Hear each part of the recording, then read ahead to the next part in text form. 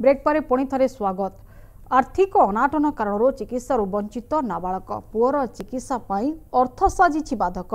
Ganjam Kabisuryanagar block Banapalli ग्रामर सत्यवान साहू पुओ साईकांत जन्मरू तांकर मलद्वार नाही। साईकांतर चिकित्सा दरकार लक्ष लक्ष टंका, जहाकु नै चिंतारे परिवार वर्ग।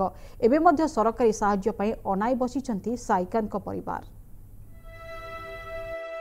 भल भाबे देखंतु ए कोमलमती पिलाको गंजाम कविसूर्यनगर ब्लॉक बणपल्ली गाँवर सत्यवान साहू पुओ साईकांत।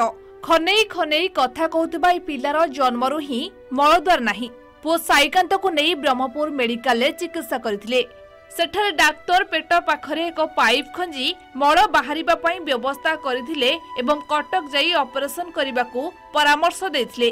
हेले चिकित्सा पई अर्थ साजिछि बाधक। पुअर चिकित्सा पई लक्ष लक्ष टंका दरकार थिबा बेले एबे पुअर चिकित्सा को नहीं चिंतारे परिवार वर्ग।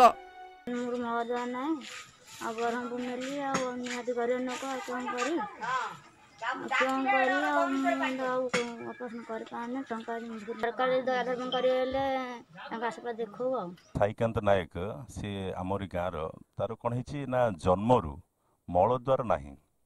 मलद्वार नथा सत्वे से ब्रह्मपुर जो आम एमकेसीजी मेडिकल रे देखाई देखा से पेट पटे गोटे बाईपास गोटे कर बास से जो मल त्याग करुच्ची से पेट पटे मल त्याग करुच्ची। ता बापा जड़े श्रमिक श्रेणी सी सुराट जाए पेट पोषापी से तार बेटर ट्रिटमेंट आर्थिक संबल नाही।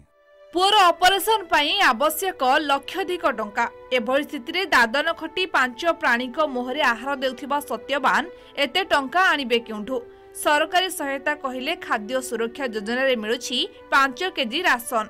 सेबडे संपर्क रे मेडिकल डाक्टरंक सह जोगाजोग करबा सह सरकारी सहायता जोगाई देबे बोली प्रतिश्रुति दैछंती कविसूर्यनगर गोष्ठी उन्नयन अधिकारी।